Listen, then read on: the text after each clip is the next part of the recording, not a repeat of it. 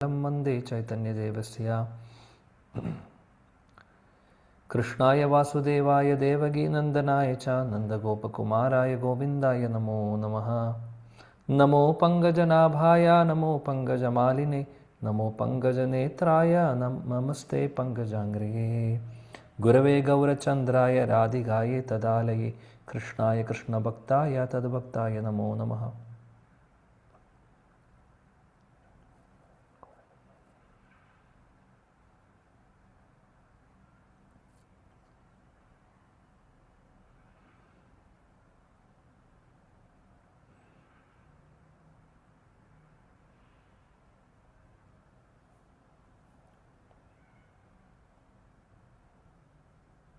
ഹരേ കൃഷ്ണ.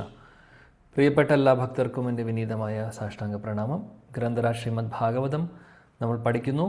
ഭാഗവതത്തിലെ 3-ാമത്തെ അധ്യായം, പ്രഥമസ്കന്ധം 3-ാമത്തെ അധ്യായമാണ് നമ്മൾ പഠിക്കുന്നത്.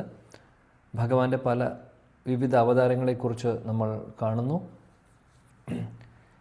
സൂത ഗോസ്വാമിയോടുള്ള ശൗനകാദി ഋഷിമാരുടെ ഒരു ചോദ്യമായിരുന്നു ഭഗവാന്റെ അവതാരങ്ങളെക്കുറിച്ച്, പ്രത്യേകിച്ചും ലീല അവതാരങ്ങളെക്കുറിച്ച്. അപ്പോൾ ആ ഒരു കാര്യമാണ് ഇവിടെ 6-ാമത്തെ ശ്ലോകം മുതൽ നമ്മൾ കാണുന്നത്. ഇനി അവസാനത്തെ ഒരു അവതാരം കൂടിയാണ് നമുക്ക് ചർച്ച ചെയ്യാനുള്ളത്. ഇന്നലെ നമ്മൾ ഭഗവാൻ ബുദ്ധനെക്കുറിച്ചാണ് അവസാനം ചർച്ച ചെയ്തത്. 25-ാമത്തെ ശ്ലോകം നോക്കാം. കൽക്കി അവതാരമാണ് ഇവിടെ പറയുന്നത്. അതാസോ യുഗസന്ധ്യായാം ദസ്യു പ്രായേഷു രാജസു ജനിതാ വിഷ്ണു യശസോ നാംനാ കൽക്കീർജഗത്പതി. അതാസോ യുഗസന്ധ്യായാം ദസ്യു പ്രായേഷു രാജസു ജനിതാ വിഷ്ണു യശസോ നാംനാ കൽക്കീർജഗത്പതി. അതാസോ യുഗസന്ധ്യായാം ദസ്യു പ്രായേഷു രാജസു ജനിതാ വിഷ്ണു യശസോ നാംനാ കൽക്കീർ ജഗത്പതി. പത്മജ കുമാരി മാതാജി.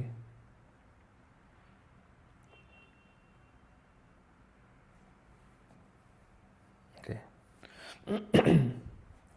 മീന കുമാരി മാതാജി.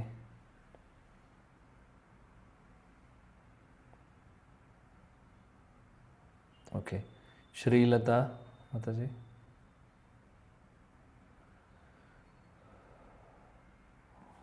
ഓക്കെ. വിജയ് കുമാരി മാതാജി. ഹരേ കൃഷ്ണ പ്രഭു. ഓം നമോ ഭഗവതേ വാസുദേവായ. അത അസോസ് യുഗസന്ധ്യായ പാസു പ്രായേഷു രാജസു ജനിത വിഷ്ണു യശാസോ നാം കൽക്കീർ ജഗത്പതി. ഹരേ കൃഷ്ണ പ്രഭു. വിവർത്തനം ശ്രീ ശൈല പ്രഭുവാദിക്ക് ജയ്. അനന്തരം ഇരു യുഗങ്ങളുടെയും സംയോജന കാലഘട്ടത്തിൽ സൃഷ്ടികർത്താവായ ഭഗവാൻ വിഷ്ണു ശയന്റെ പുത്രനായി കൽക്കി ഭഗവാൻ അവതരിക്കും. ആ സമയത്തെ ഭൂമിയിലെ ഭരണകർത്താക്കൾ കൊള്ളക്കാരായി അധപ്പതിച്ചിരിക്കും. ഹരേ കൃഷ്ണ പ്രഭു. ഹരേ കൃഷ്ണ. Thank you. ഇവിടെ പറയുന്നു അവസാനത്തെ അവതാരം കൽക്കി അവതാരത്തെക്കുറിച്ച്. യുഗസന്ധ്യായാം അതാസോ അത എന്ന് പറഞ്ഞാൽ അതിനുശേഷം അവസാനത്തെ അവതാരമായിട്ട് പറയുവാണ്. അസോ അതായത് അതേ ഭഗവാൻ തന്നെ യുഗസന്ധ്യയിൽ അദ്ദേഹം അവതരിക്കുന്നു. യുഗസന്ധ്യായാം, യുഗസന്ധ്യ എന്ന് ഉദ്ദേശിക്കുന്നത് 2 യുഗങ്ങളുടെ ഒരു സന്ധ്യ അല്ലെങ്കിൽ ആ ഒരു കൺജങ്ഷൻ എന്ന് പറയും. അതായത് ഒരു യുഗം കഴിഞ്ഞ് അടുത്ത യുഗം മാറുന്നതിൻ്റെ ആ ഒരു പീരീഡിനെയാണ് യുഗസന്ധ്യ എന്ന് പറയുന്നത്. ഇപ്പോൾ കൽക്കി അവതാരം വരുന്നത് കലിയുഗത്തിൻ്റെ അവസാനത്തോടു കൂടിയിട്ടാണ്. അപ്പോൾ കലിയുഗം കഴിഞ്ഞാൽ വീണ്ടും സത്യയുഗം ആരംഭിക്കാൻ പോകുന്നു. അതിനു മുമ്പുള്ള ആ ഒരു യുഗസന്ധ്യയിലാണ് ആര് വരുന്നത്? കൽക്കി അവതാരം വരുന്നത്. കുറച്ച് വർഷങ്ങൾ മുമ്പ് നമ്മുടെ ഇന്ത്യയിൽ ഒരു വ്യക്തി അദ്ദേഹം പറഞ്ഞിരുന്നു, അദ്ദേഹം കൽക്കി അവതാരമാണെന്ന് പറഞ്ഞ് പ്രസ്താവനയുണ്ടായിരുന്നു. അദ്ദേഹം പറയുന്നുണ്ടായിരുന്നു, ഒരുപാട് ആളുകൾ ഫോളോ ചെയ്യാനുണ്ടായിരുന്നു അദ്ദേഹത്തെ, കൽക്കി അവതാരമാണെന്നൊക്കെ പറഞ്ഞ് ഉണ്ടായിരുന്നു. ഇപ്പോൾ എന്താണ് അവസ്ഥ എന്ന് എനിക്കറിയില്ല. അപ്പോൾ കൽക്കിയുടെ അവസ്ഥ എന്താണെന്ന് അറിയില്ല. പക്ഷേ എന്താണെങ്കിലും അവതാരങ്ങളെക്കുറിച്ച് ശാസ്ത്രങ്ങളിൽ പറഞ്ഞിരിക്കണം. ഇപ്പോൾ നമ്മളിപ്പോൾ കൽക്കി അവതാരത്തെ കണ്ടിട്ടില്ല. ഈയൊരു യുഗത്തിൽ, അല്ലെങ്കിൽ നമ്മൾ നോക്കുവാണെങ്കിൽ കലിയുഗം തുടങ്ങിയിട്ടേ ഉള്ളൂ. കലിയുഗത്തിൻ്റെ അവസാനത്തെ ഭാഗത്താണ് കൽക്കി അവതാരം വരുന്നത്. അപ്പോൾ ഇതുവരെ കൽക്കി അവതാരം ഈ ഒരു സമയത്ത് വന്നിട്ടില്ല. അപ്പോൾ ഇപ്പോൾ നാളെ ഒരാൾക്ക് ഞാൻ കൽക്കി അവതാരമാണെന്ന് പറയുന്നതിന് അർത്ഥമില്ല. ഇവിടെ വളരെ ക്ലിയറായിട്ട് പറയുന്നുണ്ട് യുഗസന്ധ്യയിലാണ് വരുന്നത് എന്നുള്ളത്. അപ്പോൾ യുഗത്തിൻ്റെ അവസാനമാണ് വരുന്നത് എന്നുള്ളത്. അപ്പോൾ ഒരു കാര്യം നമ്മൾ എപ്പോഴും ഓർക്കണം, ആരെങ്കിലും ഞാൻ അവതാരമാണ്, ഭഗവാന്റെ അവതാരമാണെന്നൊക്കെ പറഞ്ഞ് പ്രസ്താവിക്കുന്നുണ്ടെങ്കിൽ ആദ്യം തന്നെ നമ്മൾ അവരോട് ചോദിക്കേണ്ട ചോദ്യം ഇതാണ്: നിങ്ങളുടെ പേര് ശാസ്ത്രങ്ങളിൽ പറഞ്ഞിട്ടുണ്ടോ? ഏതെങ്കിലും അവതാരം ശാസ്ത്രങ്ങളിൽ പറയാത്തുണ്ടോ? ഇല്ല, എല്ലാ അവതാരങ്ങളും പറയുന്നുണ്ട്. ചൈതന്യ മഹാപ്രഭുവിൻ്റെ അവതാരം ഛന്ന അവതാരം എന്നാണ് പറയുക. ഛന്ന അവതാരം എന്ന് പറഞ്ഞാൽ ഹിഡൻ ആണ്, അല്ലെങ്കിൽ ഹിഡൻ ഇൻകാർണേഷൻ എന്ന് പറയും. ഇപ്പോൾ പ്രഹ്ലാദ മഹാരാജിൻ്റെ പ്രാർത്ഥനയിൽ അവിടെ ത്രിയുഗി എന്നാണ് ഭഗവാനെ അഭിസംബോധന ചെയ്യുന്നത്. അതായത് 3 യുഗങ്ങളിലും അവതരിക്കുന്നു എന്ന് പറയുന്നു. പക്ഷേ അതേ സമയത്ത് പറയുന്നുണ്ട് കലോ ഛന്ന, അതായത് കലികാലത്ത് അല്ലെങ്കിൽ കലിയുഗത്തിൽ ഛന്ന അവതാരമായിട്ടാണ് വരുന്നത് എന്നുള്ളത്. ഛന്ന എന്ന് ഉദ്ദേശിക്കുന്നത് ഹിഡൻ, അല്ലെങ്കിൽ അതായത് അദ്ദേഹത്തിൻ്റെ ശരിയായിട്ടുള്ള ഐഡൻറ്റിറ്റിയെ കൺസീൽ ചെയ്തുകൊണ്ട് വരുന്നതിനെയാണ് ഛന്ന അവതാരം എന്ന് പറയുന്നത്. ചൈതന്യ മഹാപ്രഭുവിൻ്റെ അവതാരം അങ്ങനെയാണ്. ചൈതന്യ മഹാപ്രഭു ഭഗവാൻ എന്നുള്ളൊരു ഭാവത്തിലല്ല വരുന്നത്, ഭക്തൻ്റെ ഭാവത്തിലാണ് വരുന്നത്. അപ്പോൾ അദ്ദേഹത്തിൻ്റെ ആക്ച്വൽ ഐഡൻറ്റിറ്റി അദ്ദേഹം കൺസീൽ ചെയ്തിട്ടാണ് വരുന്നത്. അതിനെയാണ് ഛന്ന അവതാരം എന്ന് പറയുന്നത്. അപ്പോൾ മഹാപ്രഭുവിൻ്റെ അവതാരത്തെക്കുറിച്ച് തന്നെ ഒരുപാട് ശാസ്ത്രങ്ങളിൽ പറഞ്ഞിട്ടുണ്ട്. ഭാഗവതത്തിൽ പറഞ്ഞിട്ടുണ്ട്. 11ാമത്തെ സ്കന്ധത്തിൽ യജ്ഞസങ്കീർത്തന പ്രായർ യുജന്തീഹി സുമേധശ, ആ ശ്ലോകത്തിൽ പറയുന്നുണ്ട് കൃഷ്ണവർണം തുഷാ കൃഷ്ണം സംഗോപാങ്കാസ്ത്ര പാർഷദം യജ്ഞസങ്കീർത്തന പ്രായ യജന്തീഹി സുമേധസ. ആ ശ്ലോകത്തിൽ ക്ലിയറാണ്. സങ്കീർത്തന ആന്തോളനം തുടങ്ങുന്ന വേറെ ആരുമല്ല, മഹാപ്രഭുവാണ്. അതേപോലെ തന്നെ ഡയറക്റ്റ്ലി പേരെടുത്ത് പറയുന്നുണ്ട് മറ്റുള്ള ഒരുപാട് പുരാണങ്ങളിൽ. നരസിംഹ പുരാണത്തിൽ പറയുന്നുണ്ട്, വരാഹ പുരാണത്തിൽ പറയുന്നുണ്ട്, അതേപോലെ ഭവിഷ്യ പുരാണത്തിൽ പറയുന്നുണ്ട്. ഒരുപാട് പുരാണങ്ങളിൽ ഒരുപാട് റെഫറൻസ് ഉണ്ട് ചൈതന്യ മഹാപ്രഭുവിൻ്റെ അവതാരത്തെക്കുറിച്ച്. അവിടെ വളരെ ക്ലിയർ ആയിട്ട് പറയുന്നുണ്ട് ശച്ചി സുതനായിട്ട്, ശച്ചി മാതയുടെ മകനായിട്ട് നവദ്വീപ് എന്ന് പറയുന്ന സ്ഥലത്താണ് അവതരിക്കുന്നത് എന്നുള്ളത്. ഇവിടെ ഈ ഒരു ശ്ലോകത്തിൽ നോക്കൂ, ഈ ശ്ലോകത്തിൽ വളരെ ക്ലിയർ ആയിട്ട് പറയുന്നുണ്ട് അദ്ദേഹം അവതരിക്കുന്ന സ്ഥലം, അല്ലെങ്കിൽ ആരുടെ മകനായി അവതരിക്കുമെന്നുള്ളത്. അതായത് വിഷ്ണു യശസ, ഇവിടെ അച്ഛൻ്റെ, അതായത് ആരുടെ, വിഷ്ണു യശ എന്ന് പറയുന്ന ഒരു ബ്രാഹ്മണൻ്റെ മകനായിട്ട് ശമ്പല എന്ന് പറയുന്ന ഒരു ഗ്രാമത്തിലാണ് അദ്ദേഹം ജനിക്കുന്നത്. ശാസ്ത്രത്തിൽ പറയുന്നുണ്ട്, ശാസ്ത്രങ്ങളിൽ പറയുന്നുണ്ട്. അതേപോലെ നവദ്വീപിലാണ് ചൈതന്യ മഹാപ്രഭു അവതരിക്കുന്നതെന്ന് പറയുന്നുണ്ട്. വിഷ്ണു സഹസ്രനാമത്തിലും മഹാപ്രഭുവിൻ്റെ അവതാരത്തെക്കുറിച്ച് പറയുന്നുണ്ട്. അവിടെ സന്യാസമെടുക്കുന്ന ഒരു അവതാരം അത് ഭഗവാൻ മഹാപ്രഭുവിൻ്റെ മാത്രമേ ഉള്ളൂ. അതേപോലെ തന്നെ സുവർണവർണ്ണ ഹേമാങ്കോ വരങ്കാസ് ചന്ദനാഗതി, സുവർണവർണ്ണത്തിലുള്ള അവതാരം ചൈതന്യ മഹാപ്രഭുവിൻ്റെയാണ്. അപ്പോൾ ക്ലിയറാണ് മഹാപ്രഭുവിൻ്റെ അവതാരത്തെക്കുറിച്ചും. ബാക്കിയുള്ള അവതാരങ്ങൾ പിന്നെ പറയേണ്ട ആവശ്യമില്ല. കൃഷ്ണൻ്റെ അവതാരങ്ങൾ ഇപ്പോൾ നമ്മൾ ഭാഗവതത്തിൽ തന്നെ കാണുന്നുണ്ട്. ഇപ്പോൾ പറയുന്ന പോയിന്റ് എന്താണെന്ന് വെച്ചാൽ, ഏതെങ്കിലും ആളുകൾ അവതാരം എന്ന് പറഞ്ഞ് പ്രസ്താവിക്കുമ്പോൾ നമുക്ക് ആക്സെപ്റ്റ് ചെയ്യാൻ പറ്റില്ല. കാര്യം ഇന്നത്തെ കാലത്ത് ഇതേപോലെ ഒരുപാട് മനുഷ്യ ദൈവങ്ങൾ ഉള്ള സമയമാണ്. ഞാൻ ദൈവമാണ്, ഞാൻ ദൈവത്തിൻ്റെ അവതാരമാണ്, അതുണ്ട്, എൻ്റെ ആ ശക്തി ഈ ശക്തി എന്നൊക്കെ പറഞ്ഞ് വരുന്ന ആൾക്കാരുണ്ട്. അവർ പലപ്പോഴും ചിലപ്പോൾ വായുവിൽ നിന്ന് ഭസ്മം എടുക്കുന്നുണ്ടാവും. വായുവിൽ നിന്ന് ഭസ്മം എടുക്കുന്നു, അല്ലെങ്കിൽ വെള്ളത്തിൻ്റെ മുകളിലൂടെ നടക്കുന്നു, അല്ലെങ്കിൽ കുറച്ച് കാര്യങ്ങളൊക്കെ സാധാരണ ആളുകൾ ചെയ്യാൻ പറ്റാത്ത കുറച്ച് കാര്യങ്ങളൊക്കെ ചെയ്യുന്നുണ്ടാവും. അതിനെയൊക്കെ പറയുന്നത് സിദ്ധികൾ എന്നാണ്. അഷ്ടസിദ്ധി എന്ന് പറയുന്നൊരു സംഭവമുണ്ട്. അഷ്ടസിദ്ധി എന്ന് പറഞ്ഞു കഴിഞ്ഞാൽ ഭൗതിക തലത്തിലുള്ളതാണ്. അത് ആത്മീയമായിട്ടുള്ള ഒന്നുമായിട്ടൊരു കണക്ഷനുമില്ല അതിന്. അഷ്ടസിദ്ധികൾ ഒന്നെന്ന് പറഞ്ഞു കഴിഞ്ഞാൽ അനിമ, ലഘിമ എന്നൊക്കെ പറയുന്ന സിദ്ധികളാണ്. അനിമ എന്ന് പറഞ്ഞാൽ അതായത് ചെറുതിനേക്കാൾ ചെറുതാവാൻ പറ്റുന്നു, വലുതിനേക്കാൾ വലുതാവാൻ പറ്റുന്നു. ഇവിടെ ഇരുന്നു കൊണ്ട് പ്രാപ്തി എന്ന് പറഞ്ഞ സിദ്ധിയുണ്ട്. ഇവിടെ ഇരുന്നു കൊണ്ട്, ഇപ്പോൾ കേരളത്തിലിരുന്നു കൊണ്ട് അമേരിക്കയിലുള്ള ഒരു ആപ്പിൾ പൂന്തോട്ടത്തിൽ നിന്ന്, ആപ്പിൾ തോട്ടത്തിൽ നിന്ന് ഒരു ആപ്പിൾ പറിക്കാൻ പറ്റുന്നു. അതെങ്ങനെ സാധിക്കുന്നു ചോദിച്ചാൽ അങ്ങനെ സിദ്ധിയുണ്ട്. അതേപോലെ തൂവലിനെ പോലെ ലൈറ്റായിട്ട് വെയിറ്റ് കുറഞ്ഞ് പറക്കുന്ന ഒരവസ്ഥയിലേക്ക് വരുന്നു. വെള്ളത്തിൻ്റെ മുകളിലൂടെ നടക്കുന്നു. വളരെ ചെറുതാകാൻ പറ്റുന്നു. പൊട്ടുപോലെ അത്ര വലിപ്പത്തിലാവാൻ പറ്റുന്നു. ഇതൊക്കെ അഷ്ടസിദ്ധികൾ വരുന്നതാണ്. ഇതെല്ലാം ഇതൊന്നും ആധ്യാത്മിക തലത്തിലുള്ള ഒന്നുമല്ല. അപ്പോൾ ആളുകൾ പക്ഷെ അത്ഭുതപ്പെട്ടു പോവും. ചെറുതാവുന്നതും വലുതാവുന്നു, പറക്കുന്നു. ഇവിടെ ഇരുന്നു കൊണ്ട് അമേരിക്കയിൽ നിന്നുള്ള ആപ്പിൾ കൊണ്ടിരുന്നു. അത്ഭുതപ്പെട്ടു പോവും ആളുകൾ. അപ്പോൾ വിചാരിക്കും ദൈവമാണെന്ന് വിചാരിക്കും. പക്ഷേ ഇതൊക്കെ ഓരോ അഷ്ടസിദ്ധികളിൽ വരുന്നതാണ്. അത് കംപ്ലീറ്റ്ലി ഭൗതിക തലത്തിലുള്ളതാണ്. ശാസ്ത്രങ്ങൾ വളരെ വ്യക്തമായി പറയുന്നുണ്ട്. എങ്ങനെ ആളുകൾക്ക് ഈ സിദ്ധികളുണ്ടെന്ന് ചോദിച്ചു കഴിഞ്ഞാൽ അതിനും ഒരു റീസണുണ്ട്. അത് അവരുടെ കർമ്മം അനുസരിച്ചിട്ട് അവർക്ക് കിട്ടിയിട്ടുള്ള സിദ്ധിയാണ്. ഇപ്പം നമുക്ക് ഓരോരുത്തർക്കും ഓരോ കഴിവുകൾ ഭഗവാൻ തന്നിട്ടുണ്ടാവും. ചിലപ്പോൾ നന്നായി കുക്ക് ചെയ്യാനുള്ള കഴിവായിരിക്കും, നല്ല പാചകം ചെയ്യാനുള്ള കഴിവായിരിക്കും, ചിലപ്പോൾ പാടാനുള്ള കഴിവായിരിക്കും, ചിലപ്പോൾ ഡാൻസ് കളിക്കാനുള്ള കഴിവായിരിക്കും, ചിലപ്പോൾ ക്ലാസ് എടുക്കാനുള്ള കഴിവായിരിക്കും, പഠിപ്പിക്കാനുള്ള കഴിവായിരിക്കും. പല കഴിവുകളും ഭഗവാൻ തന്നിട്ടുണ്ടാവും. വരയ്ക്കാനുള്ള കഴിവായിരിക്കും. ഇതെല്ലാം എവിടെ നിന്ന് വന്നു? അപ്പോൾ നമ്മൾ പറയും നാച്ചുറലി നമുക്കൊരു കഴിവുണ്ട് എന്നുള്ളത്. അപ്പോൾ കഴിഞ്ഞ ജന്മങ്ങളിൽ നിന്ന് വരുന്നതാണത്. അതേപോലെ വരുന്നതാണ് പല പുണ്യങ്ങളും പല കാര്യങ്ങളും ചെയ്തിട്ട് ആർജിച്ചിട്ടുള്ള ഒരു പുണ്യത്തിൻ്റെ ഒരു റിസൾട്ടാണ് ഈ പറയുന്ന സിദ്ധികളും. അതിൽ അത്ഭുതമില്ല. അപ്പോൾ നമുക്ക് അങ്ങനെയുള്ള സിദ്ധികൾ വേണമെന്ന് ആഗ്രഹമുണ്ടെങ്കിൽ അതിനനുസരിച്ചിട്ട് എന്താണോ ശാസ്ത്രങ്ങളിൽ പറയുന്നത്, ഇങ്ങനെയുള്ള സിദ്ധികൾക്ക് വേണ്ടിയിട്ട് എന്തൊക്കെ കാര്യങ്ങളാണ് ചെയ്യേണ്ടതെന്നും പറയുന്നുണ്ട് വേദങ്ങളിൽ. എന്നാൽ അത് ചെയ്തോളൂ. അത് ചെയ്ത് അടുത്ത ജന്മത്തിൽ അല്ലെങ്കിൽ എത്രയോ ജന്മം കഴിയുമ്പോൾ ചിലപ്പോൾ ഒരു പക്ഷേ നമുക്കും സിദ്ധികൾ കിട്ടും. പക്ഷേ വല്ല പ്രയോജനമുണ്ടോ? അതുകൊണ്ട് ഒരു പ്രയോജനവുമില്ല. ഭഗവാനുമായിട്ടൊരു കണക്ഷനും ഇല്ല അതിൽ. അതുകൊണ്ടാണ് പറയുന്നത് ഭൗതിക തലത്തിലുള്ളതാണ് എന്നുള്ളത്. അപ്പോൾ ഇതൊന്നും കണ്ട് അത്ഭുതപ്പെടേണ്ട ആവശ്യമില്ല.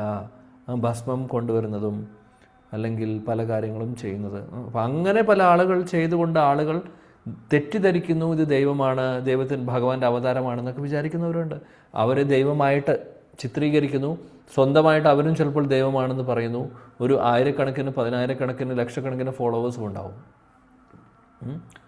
അങ്ങനെയുള്ള പല കാര്യങ്ങളും നടക്കുന്ന ഒരു കാലമാണ് ഇന്ന്. അതുകൊണ്ട് നമ്മൾ മനസ്സിലാക്കേണ്ടത് വളരെ ഇമ്പോർട്ടൻ്റ് ആണ്. അവതാരങ്ങളെക്കുറിച്ച്, അവതാരം എന്ന് എവിടെയെങ്കിലും പറയുന്നുണ്ടെങ്കിൽ ആദ്യത്തെ പോയിൻ്റ് ശാസ്ത്രങ്ങളിൽ പറഞ്ഞിരിക്കണം. ഇല്ല എന്നുണ്ടെങ്കിൽ നമുക്ക് അംഗീകരിക്കാൻ പറ്റില്ല. വളരെ വ്യക്തമായിട്ട് ഇപ്പോൾ ഇവിടെ നോക്കൂ, വിഷ്ണു യശ എന്ന് പറയുന്ന ബ്രാഹ്മണൻ്റെ മകനായിട്ട് അദ്ദേഹം യുഗസന്ധ്യയിൽ അവതരിക്കുമെന്ന് പറയുന്നു. ശമ്പല എന്ന് പറയുന്ന ഒരു വില്ലേജിൽ അല്ലെങ്കിൽ ഗ്രാമത്തിലാണെന്നും പറയുന്നുണ്ട് ശാസ്ത്രം. അപ്പോൾ അതിൻ്റെ അർത്ഥം അത് ക്ലിയറാണ്. നവദ്വീപിൽ ചൈതന്യ മഹാപ്രഭു അവതരിക്കുമെന്നുള്ളത് പറഞ്ഞിട്ടുണ്ട്, ക്ലിയറാണ്. ബുദ്ധൻ്റെ അവതാരത്തെക്കുറിച്ചും പറയുന്നുണ്ട്. ഗയയുടെ അടുത്ത് നമ്മൾ കഴിഞ്ഞ ശ്ലോകത്തിൽ വായിച്ചു, അദ്ദേഹം എവിടെ അവതരിക്കുമെന്നുള്ളത്, ആരുടെ മകനായി ജനിക്കുമെന്നുള്ളത് ക്ലിയർ ആയിട്ട് പറയുന്നുണ്ട്. അപ്പോൾ ഇതെല്ലാം ശാസ്ത്രങ്ങളിൽ പറഞ്ഞിട്ടുണ്ടെങ്കിൽ നമുക്ക് അംഗീകരിക്കാം. അതാണ് ഒരു ചെക്ക് പോയിന്റ് ആരെങ്കിലും ഇത് പറയുമ്പോൾ.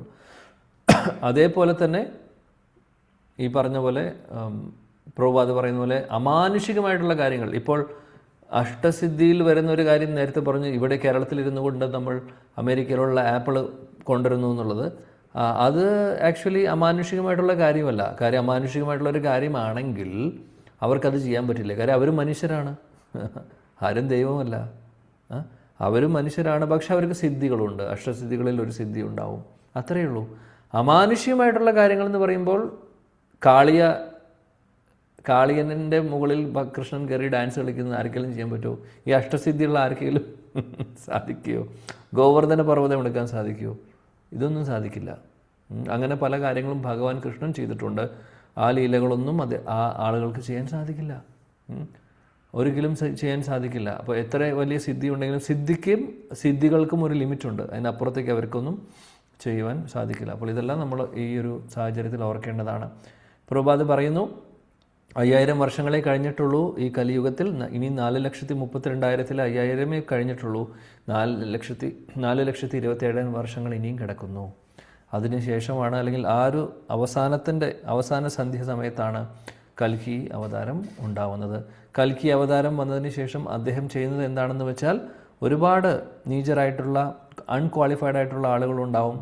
അങ്ങനെയുള്ള ആളുകളെയൊക്കെ അദ്ദേഹം കൊന്ന് അല്ലെങ്കിൽ അവസാനിപ്പിക്കുന്നു. എന്നിട്ട് അടുത്ത യുഗത്തിലേക്ക് ഉള്ള യുഗത്തിന് വേണ്ടിയിട്ടുള്ളൊരു പ്ലാറ്റ്ഫോം, അല്ലെങ്കിൽ അതിന് വേണ്ടിയിട്ടുള്ള ഒരു സാഹചര്യം അദ്ദേഹം ഉണ്ടാക്കുന്നു. കാര്യം യുഗം മാറാൻ പോകുന്നു, സത്യയുഗത്തിലേക്ക് പ്രവേശിക്കുകയാണ്. അപ്പോൾ സത്യയുഗത്തിലുള്ള ആളുകളുടെ ക്വാളിറ്റീസ് കൂടുതലാണ്. കലിയുഗത്തിലുള്ള ആളുകളുടെ നേരെ ഓപ്പോസിറ്റാണ് സത്യയുഗത്തിലുള്ള ആളുകൾ, അല്ലേ? അവരുടെ ആയുസ് കൂടുതലാണ്, അവരുടെ ബുദ്ധിശക്തി കൂടുതലാണ്, ഓർമ്മശക്തി കൂടുതലാണ്, ആധ്യാത്മിക കാര്യങ്ങളിൽ താല്പര്യം കൂടുതലാണ്. ഇതെല്ലാം നമുക്കറിയാം. നേരെ ഓപ്പോസിറ്റാണ് കലിയുഗത്തിലെ ആൾക്കാർ, നേരെ ഓപ്പോസിറ്റാണ്. അപ്പോൾ അങ്ങനെയൊരു കംപ്ലീറ്റ് ചേഞ്ചാണ് വരാൻ പോകുന്നത് അടുത്ത യുഗത്തിൽ. അപ്പോൾ അതിന് വേണ്ടിയിട്ട് ഇവിടെ ക്വാളിഫിക്കേഷൻ ഇല്ലാത്ത ആളുകളെയൊക്കെ അവസാനിപ്പിച്ച് പുതിയ യുഗത്തിന് വേണ്ടിയിട്ടൊരു ആരംഭത്തിന് വേണ്ടിയിട്ടുള്ള വേണ്ട സാഹചര്യം അദ്ദേഹം ഒരുക്കുന്നു. അതാണ് കൽക്കി അവതാരത്തിൻ്റെ ഉദ്ദേശം. അപ്പോൾ ഭാഗവതത്തിൽ ഇതും പറയുന്നു. അപ്പോൾ ഇവിടെ നമ്മൾ ഇത്രയും 2 ദിവസമായിട്ട്, അല്ലെങ്കിൽ ഈ ആഴ്ചയിൽ നമ്മൾ പഠിച്ചത്, ആദ്യത്തെ അവതാരത്തെക്കുറിച്ച് പറഞ്ഞത് 4 കുമാരന്മാരെക്കുറിച്ച്, പിന്നീട് വരാഹാവതാരത്തെക്കുറിച്ച് പറഞ്ഞു, 3 നാരദമുനിയെക്കുറിച്ച് പറഞ്ഞു, 4 നരനാരായണ ഋഷി, പിന്നെ കപിലമുനി, പിന്നെ ദത്താത്രേയ, അതേപോലെ യജ്ഞ, രുചിയുടെയും ആകുതിയുടെയും മകൻ, പിന്നെ ഋഷഭദേവനെക്കുറിച്ച് പറഞ്ഞു, പൃഥു മഹാരാജനെക്കുറിച്ച് പറഞ്ഞു, മത്സ്യാവതാരത്തെക്കുറിച്ച് പറഞ്ഞു, കൂർമ്മ അവതാരം, ധന്വന്തരി, മോഹിനിമൂർത്തി, നരസിംഹ അവതാരം, വാമന അവതാരം, ഭൃഗുപതി അല്ലെങ്കിൽ പരശുരാമ അവതാരം, വ്യാസദേവനെക്കുറിച്ച് പറഞ്ഞു, സത്യവതി പരാശര മുനിയുടെ മകനായി വരുന്നതും, അതേപോലെ ഭഗവാൻ ശ്രീരാമനെക്കുറിച്ചും ബലരാമനെയും കൃഷ്ണനെയും കുറിച്ചും ബുദ്ധനെക്കുറിച്ചും കൽക്കി അവതാരം. അങ്ങനെ ഇത്രയും അവതാരങ്ങളാണ് നമ്മൾ ഇവിടെ ഭാഗവതത്തിൽ പറഞ്ഞിട്ടുള്ളത്. എന്നാൽ ഇത്രയേ ഉള്ളൂ എന്ന് ചോദിച്ചു കഴിഞ്ഞാൽ ഇത്രയല്ല, അസംഖ്യം, അനന്തമാണ്. ഇതിനൊരു അവസാനമില്ല. ഭഗവാന്റെ അവതാരങ്ങൾക്ക് ഒരു എണ്ണം നമുക്ക് പറയാൻ സാധിക്കില്ല, അത്രയധികം ഉണ്ട്. എന്നാൽ അതിൽ വെച്ച് പ്രധാനപ്പെട്ട കുറച്ച് അവതാരങ്ങളാണ് ഇവിടെ ശുകദേവ് ഗോസ്വാമി പരീക്ഷിത മഹാരാജാവിന് പറഞ്ഞു കൊടുക്കുന്നതും, അല്ലെങ്കിൽ സൂത ഗോസ്വാമി നൈമിഷാരണ്യത്തിലിരുന്ന് ശൗനക ഋഷികളോട് പറയുന്നതും. ഓക്കെ, ശ്ലോകം 26 പോവാം. അവതാരാഹി അസംഖ്യേയ. ഇവിടെ പറയുന്നുണ്ട് അസംഖ്യ അവതാരം ഉണ്ട് ഭഗവാൻ എന്നുള്ളത്.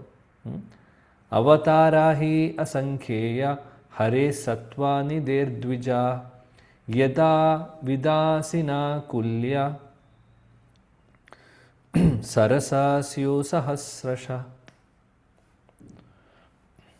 ഓക്കെ, ഗീത രാജീവ് മാതാജി ഉണ്ടോ?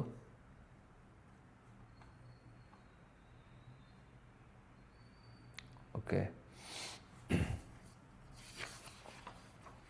ഇല്ലെങ്കിൽ ഷീമ മാതാജി. ഹരേ കൃഷ്ണ പ്രഭു.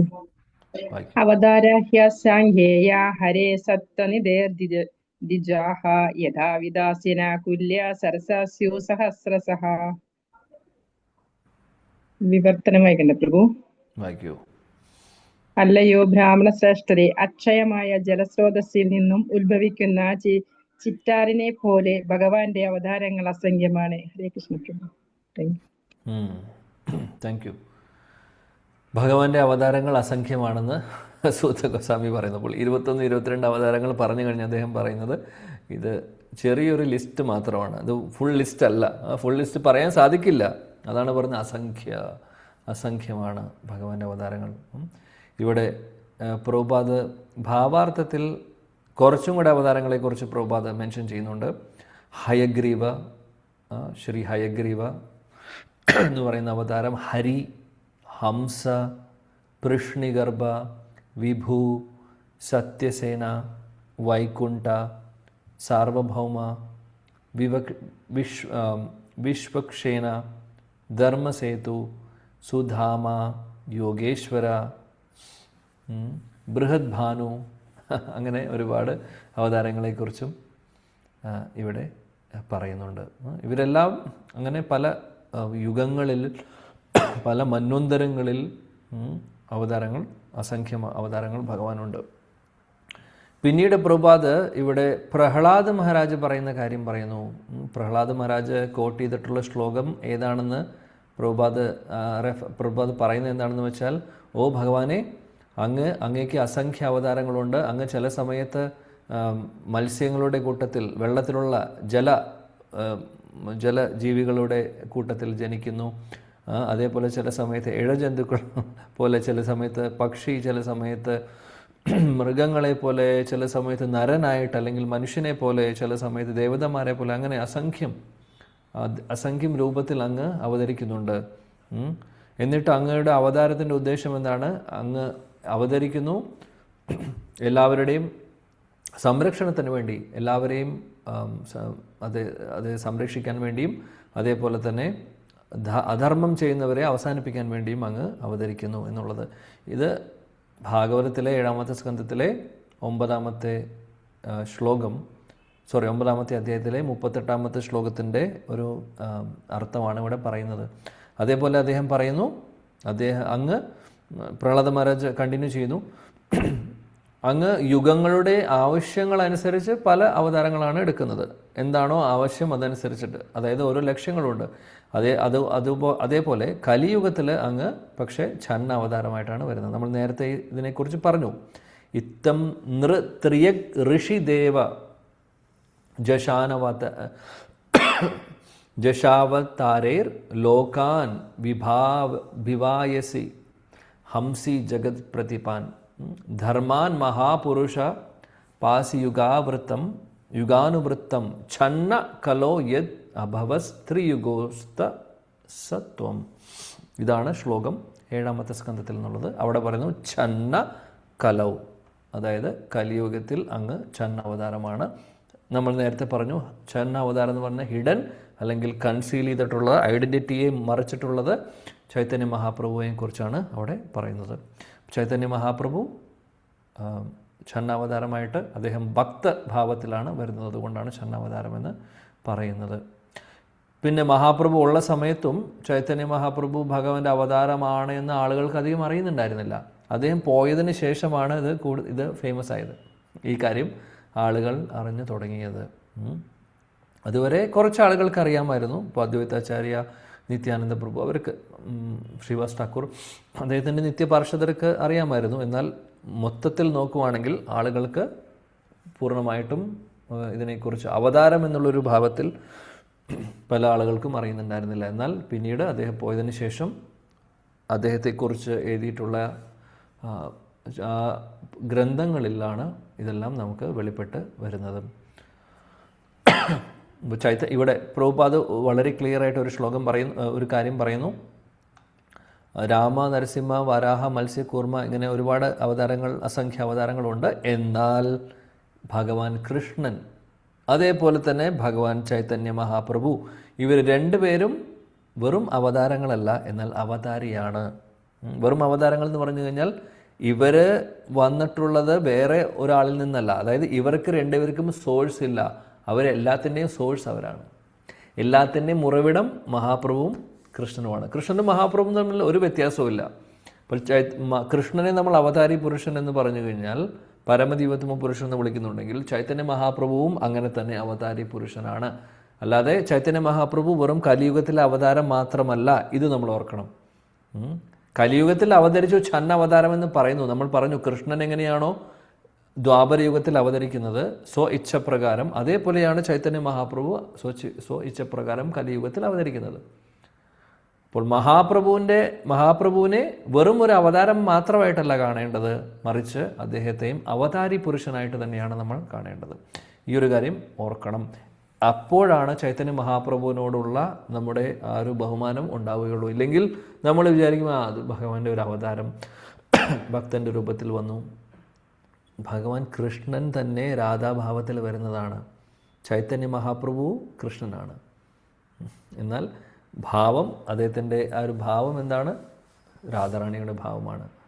അപ്പോൾ ചൈതന്യ മഹാപ്രഭുവും കൃഷ്ണനും തമ്മിൽ വ്യത്യാസമില്ല എന്നുള്ളത് നമ്മുടെ ഉള്ളിൽ അടിവരയിട്ട് ഉറപ്പിക്കേണ്ട ഒരു വിഷയമാണ്. ഉറപ്പിക്കേണ്ട ഒരു വിഷയമാണ്. ചൈതന്യ മഹാപ്രഭുവിനെ അറിയാത്തവരുണ്ടെങ്കിൽ ചൈതന്യ മഹാപ്രഭുവിനെ അറിഞ്ഞിരിക്കണം.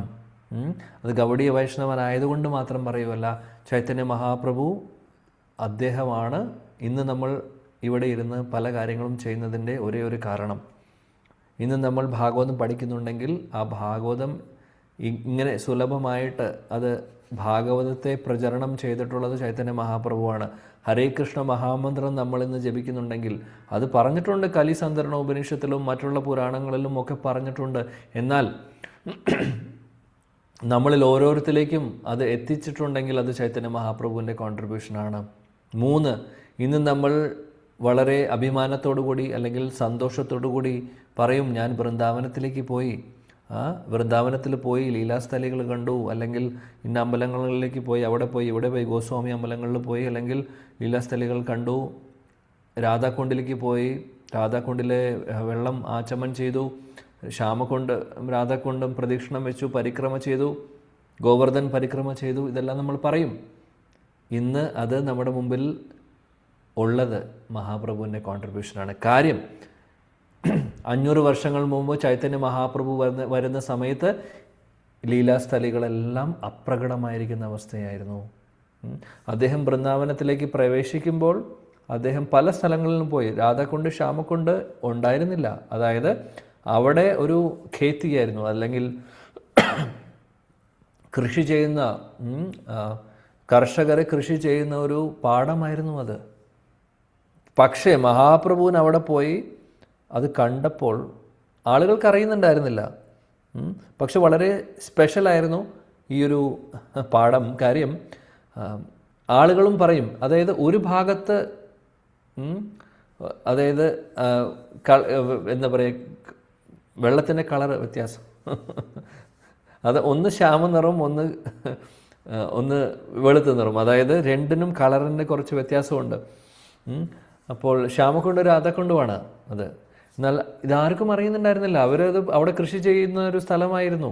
എന്നാൽ ചൈതന്യ മഹാപ്രഭു വൃന്ദാവനത്തിലൂടെ നടന്ന് അങ്ങനെ പല സ്ഥലങ്ങളും അദ്ദേഹം പുനരുദ്ധാരണം ചെയ്യുകയാണ് ചെയ്യുന്നത്.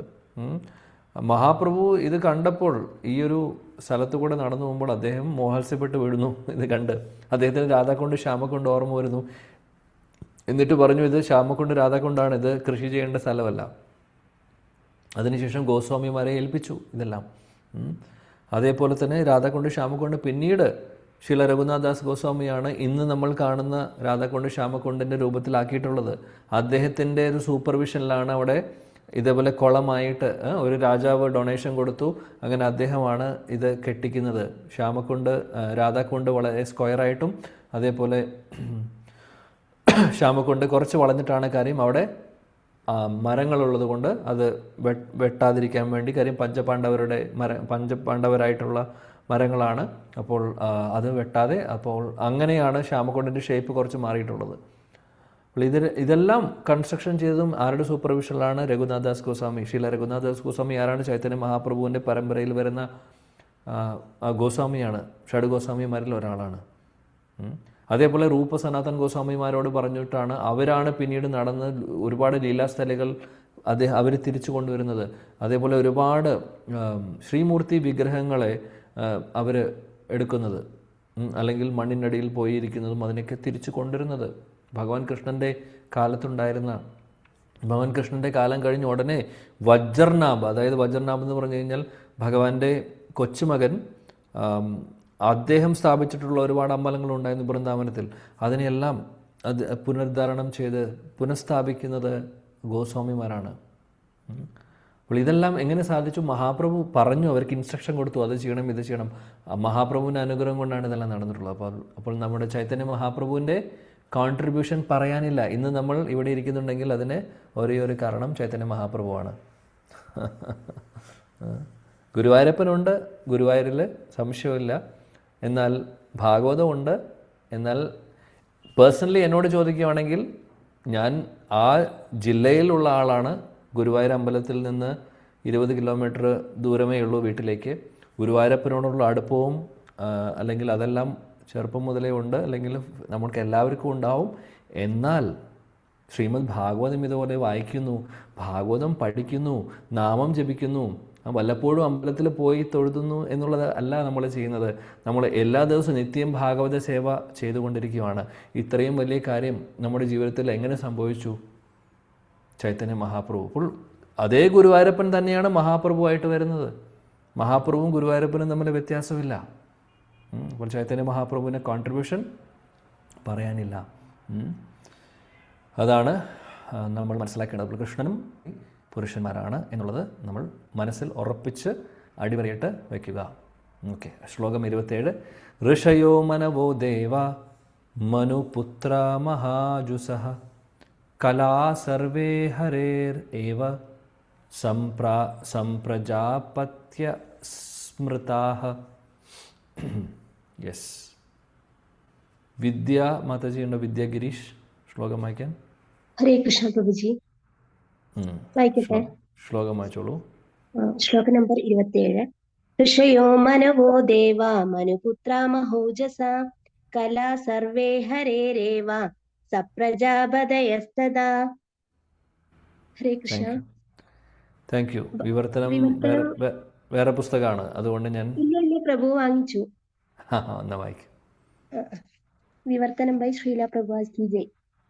സർവ ഋഷിമാരും മനുക്കളും ദേവന്മാരും മനുവംശജരും വിശേഷിച്ചും പ്രബലരായവരെല്ലാം ഭഗവാന്റെ പൂർണ്ണ അധികാരമുള്ള പൂർണ്ണ അംശങ്ങളോ പൂർണ്ണ അംശത്തിന്റെ അംശങ്ങളോ ആകുന്നു. ഇവരിൽ പ്രജാപതിമാരും ഉൾപ്പെടുന്നു. ഭാവാർത്ഥം വായിക്കണം പ്രഭു. വേണ്ട, താങ്ക് യു മാതാജി. ഇവിടെ ഹരേ കൃഷ്ണ. ഇപ്പോൾ കഴിഞ്ഞ ശ്ലോകത്തിൽ പറഞ്ഞു ഭഗവാൻ അസംഖ്യ അവതാരങ്ങളുണ്ട്. അവതാര ഹി അസംഖ്യേയ എന്ന് പറഞ്ഞു. ഈ ശ്ലോകത്തിൽ ഭഗവാന്റെ വിഭൂതികളെക്കുറിച്ചാണ് പറയുന്നത്. വിഭൂതി, നമ്മൾ ഇതിനു മുമ്പും വിഭൂതികളെക്കുറിച്ച് പറഞ്ഞിട്ടുണ്ട്. ഭഗവാന്റെ, അതായത് ഭഗവാന്റെ അംശത്തിൻ്റെ അവതാരങ്ങൾ, അവരെയാണ് വിഭൂതികൾ എന്ന് പറയുന്നത്. അപ്പോൾ ഇവിടെ വിഭൂതികളായിട്ട്, അതായത് സാധാരണ ആളുകളല്ല അവർ. കാര്യം ഭഗവാന്റെ അംശത്തിൻ്റെ അംശങ്ങൾ എന്ന് പറയുമ്പോൾ വളരെ പവർഫുൾ ആയിട്ടുള്ള വ്യക്തികളാണ്. അപ്പോൾ അതിൽ വരുന്നത് ആരൊക്കെയാണ്? ഋഷിമാർ, മനു, ഒരുപാട് മനുക്കളുണ്ട് നമുക്കറിയാം. മന്വന്തരം മനു, അതേപോലെ ദേവതമാർ, അതേപോലെ തന്നെ മനുവിൻ്റെ പരമ്പരയിൽ വരുന്ന പല ആളുകളും, പ്രജാപതികൾ എന്ന് പറഞ്ഞു കഴിഞ്ഞാൽ ലോകത്തിലെ പോപ്പുലേഷൻ കൂട്ടാൻ വേണ്ടി ഭഗവാൻ നിയോഗിക്കുന്ന ആളുകളാണ്. ഇപ്പോൾ ദക്ഷ എന്ന് പറയുന്നത്, ദക്ഷ പ്രജാപതിയായിരുന്നു. ദക്ഷ, ബ്രഹ്മാവിൻ്റെ പുത്രൻ ദക്ഷ. അതേപോലെ മനുക്കളെ നമുക്കറിയാം. സ്വയംഭൂ മനു, അതേപോലെ തന്നെ സ്വാരാശിഷ മനു, വൈവസ്വത മനു, ചാക്ഷുഷ മനു, അങ്ങനെ കുറേ മനുക്കളുണ്ട്. ഇവരെല്ലാം, അതേപോലെ ദേവതമാരും സാധാരണ വ്യക്തികളല്ല. അവരും ഭഗവാന്റെ വിഭൂതി ശക്തികളാണ്. ഒരുപാട് പവർഫുൾ ആയിട്ടുള്ള വ്യക്തികളാണ്. അതുപോലെ ഒരുപാട് ഋഷിവര്യന്മാരും ഒക്കെ ഉണ്ട്. അപ്പോൾ ഇവരെല്ലാം വിഭൂതികളെന്നാണ് വിളിക്കുന്നത്. ഈ വിഭൂതി ശക്തി ഏത് കാറ്റഗറിയിൽ വരുന്നു? ആവേശ അവതാരം, അല്ലെങ്കിൽ ശക്തി ആവേശ അവതാരത്തിൻ്റെ കാറ്റഗറിയിൽ വരുന്നതാണ്. നമ്മൾ അന്ന് പറഞ്ഞിരുന്നു ഭഗവത് ആവേശ രണ്ടാമത്തെ ആണ് വിഭൂതി. സെക്കൻഡ് കാറ്റഗറിയാണ് വിഭൂതി. അതായത് അവരും ശക്തി ആവേശ അവതാരങ്ങളിൽ തന്നെ വരുന്നു, എന്നാൽ ഭഗവതാവേശങ്ങളല്ല എന്നുള്ളതാണ് വ്യത്യാസം. ഓക്കെ, ശ്ലോകം 28 വളരെ ഫേമസ് ആയിട്ടുള്ള ശ്ലോകം, വളരെ പ്രധാനപ്പെട്ട ശ്ലോകം. ഭഗവാൻ കൃഷ്ണനാണ് പരമദിവ്യോത്തമ പുരുഷൻ എന്ന് ഭാഗവതം തെളിയിക്കുന്ന ശ്ലോകമാണ്. ജീവഗോസ്വാമി ഈ ഒരു ശ്ലോകത്തെ പറയുന്നത്, അതേ പറയുന്നത് പരിഭാഷാ സൂത്രം എന്നാണ് വിളിക്കുന്നത് നമ്മുടെ ആചാര്യന്മാർ. അതായത് എല്ലാം ഇതിൽ പറയുന്നു, എല്ലാം പറയും. അതായത് ഭഗവാൻ ആരാണ് എന്നുള്ളത്, ഭഗവാൻ കൃഷ്ണൻ ആരാണ് എന്നുള്ളത്, വേറെ ആരുമല്ല, കൃഷ്ണനെ കുറിച്ചാണ് പറയുന്നത്. നമ്മൾ ഇനി സൂത ഗോസ്വാമി പറയുന്നത് കേൾക്കൂ, ഇനി ശുകദേവ് ഗോസ്വാമി പറയുന്നത് കേൾക്കൂ, വ്യാസദേവൻ പറയുന്നത് കേൾക്കൂ. ഏതേ ചാംശ കലാ പുംസഃ കൃഷ്ണസ്തു ഭഗവാൻ സ്വയം ഇന്ദ്രാരീ വ്യാകുലം ലോകം മൃഡയന്തി യുഗേ യുഗേ. ഇതേ ചാംശ കലാ പുംസഃ കൃഷ്ണസ്തു ഭഗവാൻ സ്വയം ഇന്ദ്രാരീ വ്യാകുലം ലോകം മൃഡയന്തി യുഗേ യുഗേ. ഈത്തെ പറയുന്നു സൂതഗോസ്വാമി, ഈത്തെ അതായത് ഇതിന് മുകളിൽ പറഞ്ഞിട്ടുള്ള അവതാരങ്ങളെല്ലാം, സംസ്കൃതത്തിൽ ഈത്തെ എന്ന് പറഞ്ഞാൽ ഇതുവരെ പറഞ്ഞിട്ടുള്ള, മുകളിൽ പറഞ്ഞിട്ടുള്ളതെല്ലാം. ഈത്തെ ച എന്ന് പറഞ്ഞു കഴിഞ്ഞാൽ ആൻഡ് എന്ന് പറയും, മുമ്പ് പറഞ്ഞതും എല്ലാമായിട്ടുള്ളത്. അംശ ഇതേ ചാംശ കലാ പുംസഹ. അംശ അതായത് ഇതിനു മുമ്പ് പറഞ്ഞിട്ടുള്ള അവതാരങ്ങളെല്ലാം തന്നെ ഭഗവാന്റെ അംശ അവതാരങ്ങളോ കലാ അവതാരം. കല എന്ന് പറഞ്ഞു കഴിഞ്ഞാൽ അംശത്തിൻ്റെ അംശത്തെയാണ് കല എന്ന് പറയുന്നത്. അപ്പോൾ ഇതിനു മുമ്പ് പറഞ്ഞിട്ടുള്ള അവതാരങ്ങളെല്ലാം, അതായത് മുമ്പ് ലിസ്റ്റ് ചെയ്തിട്ടുള്ളത് പറയാണ്. അപ്പോൾ താഴെ ഒരു സ്റ്റേറ്റ്മെൻ്റ് ഉണ്ട്, അതെന്താണ്? കൃഷ്ണസ്തു ഭഗവാൻ സ്വയം. അതായത് കൃഷ്ണ എന്ന് പറഞ്ഞാൽ നമ്മുടെ കൃഷ്ണനെ കുറിച്ചാണ് പറയുന്നത്. വിഷ്ണു എന്നല്ല പറയുന്നത്, കൃഷ്ണ എന്നാണ് പറയുന്നത്. കൃഷ്ണൻ എന്ന് പറഞ്ഞാൽ ഒരേ ഒരു കൃഷ്ണനുള്ളൂ, അത് നമ്മുടെ ശ്യാമസുന്ദരൻ കൃഷ്ണൻ. കൃഷ്ണൻ സ്തു അതായത് മറ്റുള്ള അവതാരങ്ങളെല്ലാം ഭഗവാൻ സ്വയം ഭഗവാനായിട്ടുള്ള കൃഷ്ണന്റെ അംശങ്ങളുടെ അംശങ്ങളോ ആണ് എന്നാണ് ഭാഗവതം പറയുന്നത്. ഇനി എന്തിനാണ് നമുക്ക് സംശയം? വിഷ്ണു ആണോ കൃഷ്ണനാണോ? ആരാണ് ആദ്യത്തെ? ദശാവതാരങ്ങൾ എങ്ങനെ വന്നു? കേശവധൃത നരഹരി രൂപ ജയ ജഗദീശ ഹരേ. ദശാവതാര സ്തോത്രത്തിൽ പറയുന്നതാണ്. കേശവധൃത വാമനരൂപ ജയ ജഗദീശ ഹരേ.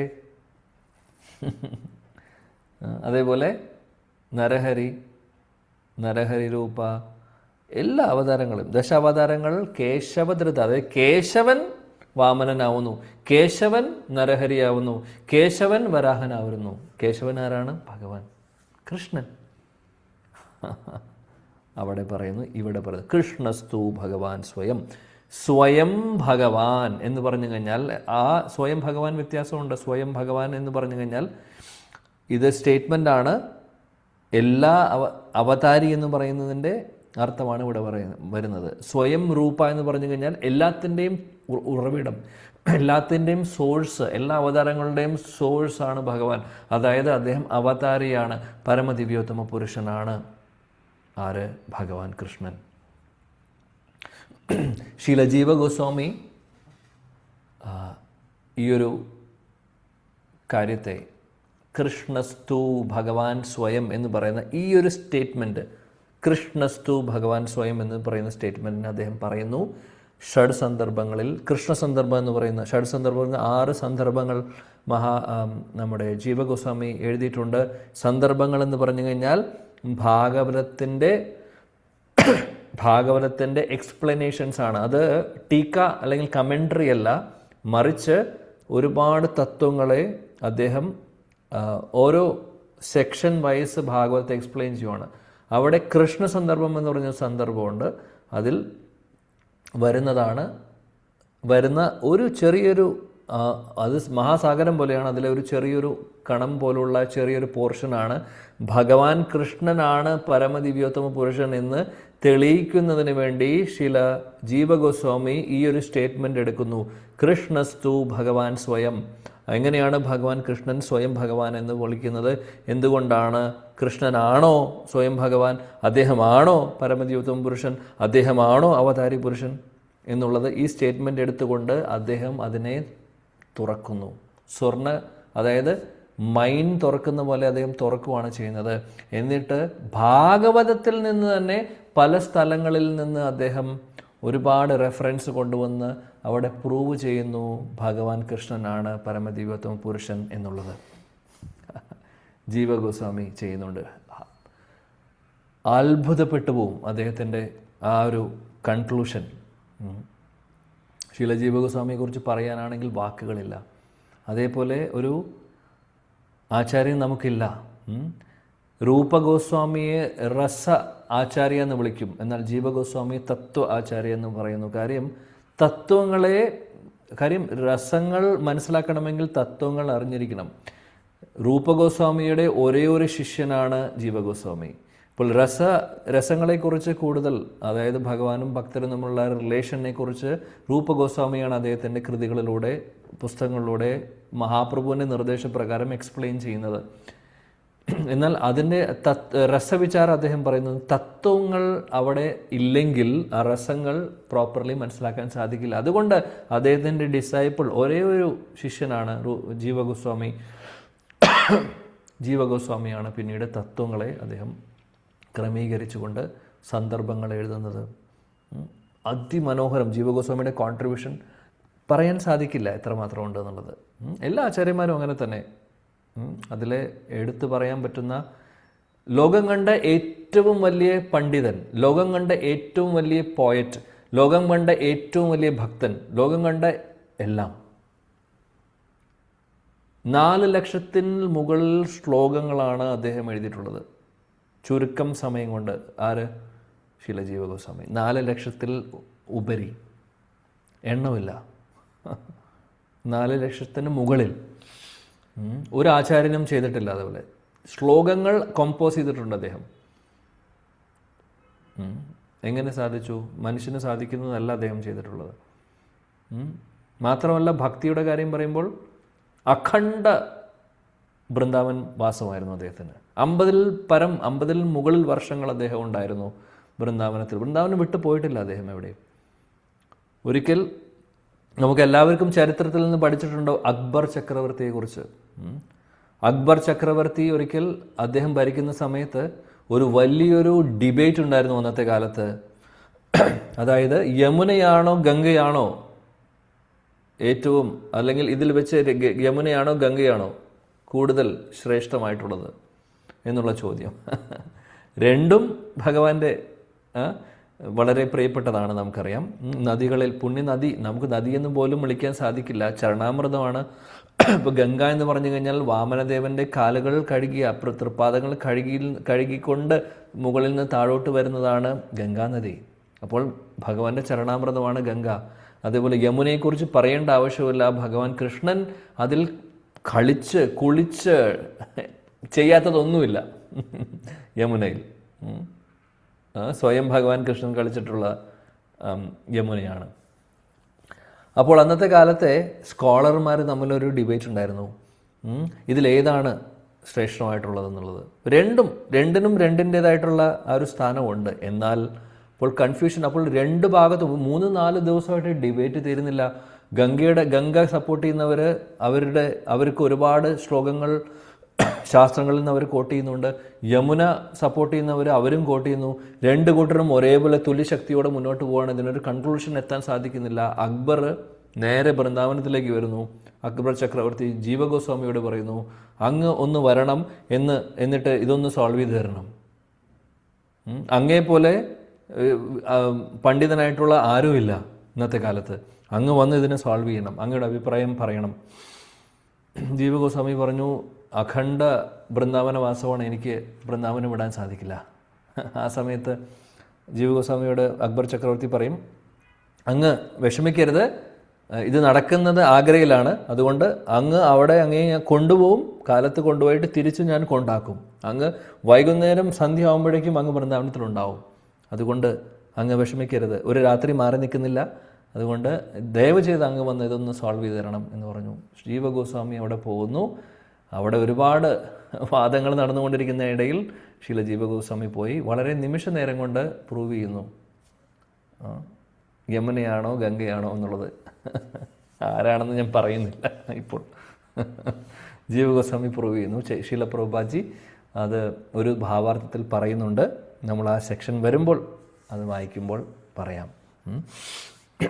ശീല പ്രഭുപാദ് അവിടെ വളരെ ക്ലിയർ ആയിട്ട് പറയുന്നുണ്ട്, ജീവഗോസ്വാമിയുടെ അഭിപ്രായം ഇതാണ് എന്ന് പറഞ്ഞ്. അപ്പോൾ ഞാൻ പറഞ്ഞത് പോയിന്റ് എന്താണെന്ന് വെച്ചാൽ, അക്ബർ ചക്രവർത്തിയെ പോലുള്ള ആളുകളും, അല്ലെങ്കിൽ അതായത് വേറെ സമുദായത്തിലുള്ള ആളുകൾ പോലും ജീവഗോസ്വാമിയെ അത്രമാത്രം ബഹുമാനിച്ചിരുന്നു. അത്രമാത്രം സ്പെഷ്യലായിട്ടുള്ളൊരു വ്യക്തിയാണ്. ആ ശീല ജീവഗോസ്വാമിയുടെ ഒരു കോൺട്രിബ്യൂഷനാണ് എന്ത് ഷഡ്സന്ദർഭം എന്ന് പറഞ്ഞു കഴിഞ്ഞാൽ. അപ്പോൾ അതിനകത്ത് വളരെ വ്യക്തമായിട്ട് ഇതിനെക്കുറിച്ച് പറയുന്നുണ്ട്. അപ്പോൾ ഭഗവാന്റെ കൃപയുണ്ടെങ്കിൽ നമുക്ക് അദ്ദേഹം എങ്ങനെയാണിത് പ്രൂവ് ചെയ്യുന്നത് എന്നുള്ളത് എന്തെങ്കിലും ഒരു ദിവസം നമുക്ക് പഠിക്കാൻ ഭഗവാൻ അനുഗ്രഹിക്കട്ടെ. അന്നത്തെ ദിവസം നമുക്ക് ചർച്ച ചെയ്യാം. ഇന്ന് നമുക്ക് അതിനുള്ള സമയമില്ല. കാര്യം അതൊരു വലിയൊരു ഡിസ്കഷനാണ്. എങ്ങനെയാണ് ജീവഗോസ്വാമി പ്രൂവ് ചെയ്യുന്നത് എന്നുള്ളത് അതിമനോഹരമാണ്. മനോഹരമായിട്ടുള്ള രീതിയിലാണ് അദ്ദേഹം പ്രൂവ് ചെയ്യുന്നത്. നമ്മൾ വിചാരിക്കുന്ന പോലെ അല്ല. ഓക്കെ, ഇവിടെ പ്രഭുപാദ് ഭാവാർത്ഥത്തിൽ പറയുന്നു, അവതാരം എന്ന് പറഞ്ഞു കഴിഞ്ഞാൽ ആരാണോ ആ ലോകത്തിൽ നിന്ന് ഈ ലോകത്തിലേക്ക് വരുന്നത് അവരെയാണ്, അല്ലെങ്കിൽ ഭഗവാൻ അവതരിക്കുന്നതിനെയാണ് അവതാരം എന്ന് പറയുന്നത്. നമ്മൾ കഴിഞ്ഞ ക്ലാസ്സിൽ ഇതിനെക്കുറിച്ച് പറഞ്ഞു. പല ഉദ്ദേശങ്ങൾ അല്ലെങ്കിൽ പല ലക്ഷ്യങ്ങളുണ്ടാവും, അവതാര ലക്ഷ്യങ്ങളുണ്ടാവും. അതിനുവേണ്ടി അതനുസരിച്ചിട്ടാണ് അദ്ദേഹം അവതാരങ്ങൾ എടുക്കുന്നത്, ആവശ്യങ്ങളനുസരിച്ച്. പിന്നീട് പ്രഭുപാദ് മനോഹരമായിട്ടുള്ളൊരു ഉദാഹരണം ഇവിടെ പറയുന്നു. റൂമിലുള്ള ഇലക്ട്രിക് ബൾബുകൾ കത്തണമെങ്കിൽ അത് പവർ ഹൗസിൽ നിന്ന് വരുന്ന ആ കറണ്ട് ഉണ്ടെങ്കിൽ മാത്രമേ ഉള്ളൂ. അതേപോലെ പവർ ഹൗസാണ് ഇവിടെ നമുക്ക് ഭഗവാനുമായിട്ട് താരതമ്യം ചെയ്യുന്നത്. മറ്റുള്ള ആളുകളൊക്കെ മറ്റു ലൈറ്റുകൾ കത്തുന്ന പോലെ കത്തുന്നുണ്ട്. കാര്യം അവർക്ക് കിട്ടുന്നത് അവരെല്ലാം ഭഗവാനിൽ നിന്നാണ്, സോഴ്സിൽ നിന്നാണ് അവർക്ക് ആ ശക്തികളൊക്കെ കിട്ടുന്നത്. ഇൻക്ലൂഡിങ് നമ്മൾ ജീവതത്വങ്ങൾ പോലും ഭഗവാന്റെ അംശമാണെന്ന് നമുക്കറിയാം. എന്നാൽ മമേ വംശ ജീവലോകെ അല്ലേ, എന്നാൽ ഈ ഒരു ശക്തിയെല്ലാം ഉള്ളത്, അല്ലെങ്കിൽ ഈ പ്രഭാവമൊക്കെ ഉള്ളത് ഭഗവാന്റെ ആ ഒരു ഭഗവാനുമായിട്ടുള്ള കണക്ഷൻ ഉള്ളത് കൊണ്ട് മാത്രമാണ്, ജഡമല്ലാത്തത് കൊണ്ട്. കാര്യം നമ്മൾ ആത്മാവ് എന്ന് പറയുന്നത് ജഡമല്ല, ആത്മീയ തലത്തിലുള്ളതാണ്, ശാശ്വതമായിട്ടുള്ളതാണ്. അതുകൊണ്ടാണ് അതിന് എന്തെങ്കിലും ഒരു വാല്യൂ നമുക്കുള്ളത്. അല്ലെങ്കിൽ ഈ ശരീരം കൊണ്ടൊരു വാല്യൂ ഇല്ല. ശരീരം നശിക്കും, നശിച്ചു പോകും അല്ലേ. നമ്മൾ മരിച്ചു കഴിഞ്ഞാൽ ശരീരത്തെ കത്തിച്ച് കളയുക ചെയ്യുന്നത്, ആർക്കും വേണ്ട. ശരീരത്തിലല്ല കാര്യം ഇരിക്കുന്നത്. എന്തെങ്കിലും ഒരു കാര്യം ഉണ്ടെങ്കിൽ ഈ ശരീരം കൊണ്ട് ബിക്കോസ് ഐഡൻറ്റിറ്റി എന്താണ്, ആത്മാവാണ്. അതുകൊണ്ടാണ് ഇവിടെ പ്രഭുപാദ് ജീവഗോസ്വാമി എടുത്ത് പറയുന്നുണ്ട്. ജീവഗോസ്വാമി പ്രൂവ് ചെയ്യുന്നുണ്ട് ഭഗവാൻ കൃഷ്ണനാണ് എല്ലാ അവതാരങ്ങളുടെയും ഉറവിടം എന്നുള്ളത്. സ്വയം ഭഗവാൻ കൃഷ്ണൻ എന്നുള്ളത് അദ്ദേഹം എടുത്തു പറയുന്നു. അത് പ്രഭുപാദ് ഇവിടെ കോട്ട് ചെയ്യുന്നത് ആക്ച്വലി സന്ദർഭത്തിൽ നിന്നാണ്. ഷഡ് സന്ദർഭത്തിലെ, കൃഷ്ണ സന്ദർഭത്തിലെ ആ ഒരു ജീവഗോസ്വാമി പ്രൂവ് ചെയ്തിട്ടുള്ള കാര്യമാണ് ഇവിടെ അദ്ദേഹം വിവരിക്കുന്നത്. പിന്നീട് നമ്മൾ ഇതിനു മുമ്പുള്ള ക്ലാസ്സിൽ ചർച്ച ചെയ്തിട്ടുണ്ട്, എനിക്ക് ഓർമ്മയുണ്ട്. നമ്മൾ ഭഗവാന്റെ അവതാരങ്ങളെക്കുറിച്ച് പറയുന്ന സമയത്ത് നമ്മൾ പറഞ്ഞു ഭഗവാൻ കൃഷ്ണനാണ് അവതാരി പുരുഷൻ എന്നുള്ളത്, അല്ലെങ്കിൽ സ്വയം ഭഗവാൻ എന്നുള്ളത്. അപ്പോൾ സ്വയം ഭഗവാൻ അല്ലെങ്കിൽ സ്വയം രൂപ എന്നും പറയും. അതാണ് ഭഗവാൻ കൃഷ്ണൻ. പിന്നെ അതിനുശേഷം പിന്നീട് എക്സ്പാൻഷൻസ് ആണ് അദ്ദേഹത്തിനുള്ളത്. ആ എക്സ്പാൻഷൻ ശാസ്ത്രങ്ങളിൽ പറയുന്നു ഇതിനെക്കുറിച്ച്. ഇത് ചൈതന്യ ചരിതാമൃതത്തിലാണ് ഇതിനെക്കുറിച്ച് പറയുന്നത്. അപ്പോൾ സ്വയം രൂപ എന്ന് പറഞ്ഞു കഴിഞ്ഞാൽ, അല്ലെങ്കിൽ സ്വയം ഭഗവാൻ എന്ന് വിളിക്കുന്നു ഭഗവാൻ കൃഷ്ണനെ. അദ്ദേഹത്തിൽ നിന്നുള്ള എക്സ്പാൻഷൻ, ആദ്യത്തെ എക്സ്പാൻഷൻ, പിന്നെ നടക്കുന്ന എക്സ്പാൻഷനെ പറയുന്നത്, ആ എക്സ്പാൻഷനെ വിളിക്കുന്ന പേര്, സ്വയം വിസ്തരണത്തെ വിളിക്കുന്ന പേര് സ്വയം പ്രകാശ എന്നാണ്. അപ്പോൾ സ്വയം പ്രകാശ, സ്വയം രൂപ ഭഗവാൻ, അദ്ദേഹത്തിൻ്റെ വിസ്തരണം അതിനെ വിളിക്കുന്നത് സ്വയം പ്രകാശ. ആ സ്വയം പ്രകാശ രണ്ട് തരത്തിലുണ്ട്. ഒന്ന് പ്രഭാവ പ്രകാശ, രണ്ട് വൈഭവ പ്രകാശ. ടെക്നിക്കൽ വേർഡുകളാണ്, മനസ്സിലാക്കിയാൽ ജസ്റ്റ് ഒന്ന് കേട്ടാൽ മതി. കൺഫ്യൂഷൻ ആവുമെങ്കിൽ ബുദ്ധിമുട്ടണ്ട, പക്ഷേ വേണമെങ്കിൽ എഴുതി വയ്ക്കാം. അപ്പോൾ സ്വയം രൂപ അല്ലെങ്കിൽ സ്വയം ഭഗവാൻ കൃഷ്ണൻ, അദ്ദേഹത്തിൻ്റെ വിസ്തരണത്തെ വിളിക്കുന്ന പേര് സ്വയം പ്രകാശ എന്നാണ്. ഇനി ആ വിസ്തരണങ്ങൾ രണ്ട് തരത്തിലുണ്ട്, പ്രഭാവ പ്രകാശ ആൻഡ് വൈഭവ പ്രകാശ.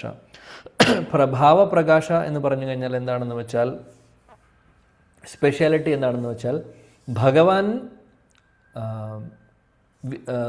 വിസ്തരിക്കുന്നുണ്ട്. അതായത് ഭഗവാൻ അസംഖ്യം വിസ്തരണങ്ങൾ വരുന്നു. എന്നാൽ ഭഗവാന്റെ ഭാവത്തിലും രൂപത്തിലും വ്യത്യാസമില്ല.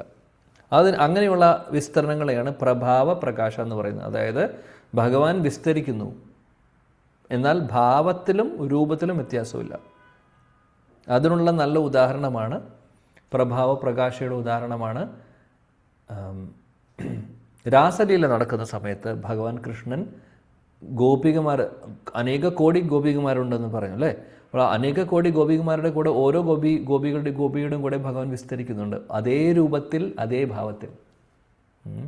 അപ്പോൾ അത് പ്രഭാവ പ്രകാശയുടെ ഒരു ഉദാഹരണമാണ്. അതേപോലെ തന്നെ ദ്വാരകയിൽ 16,108 മഹിഷിമാരുടെ വീട്ടിലും ഭഗവാൻ വിസ്തരിക്കുന്നുണ്ട്, അതേ രൂപത്തിൽ അതേ ഭാവത്തിൽ.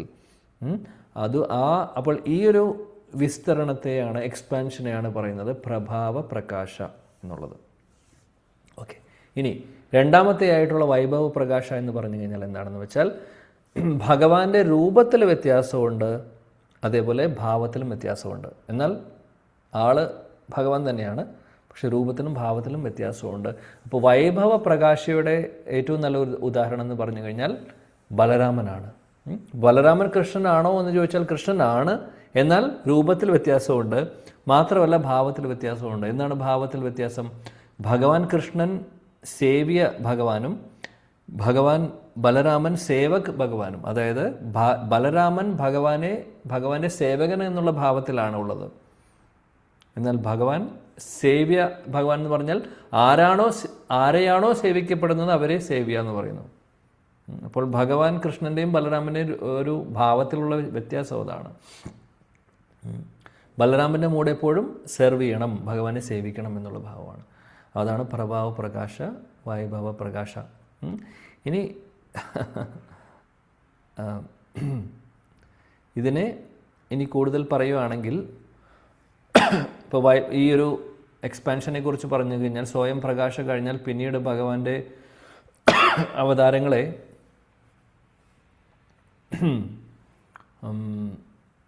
പിന്നെ വരുന്ന എക്സ്പാൻഷൻസിനെ വിലാസ എന്ന് വിളിക്കും. ഇപ്പോൾ പ്രഭാവ പ്രകാശ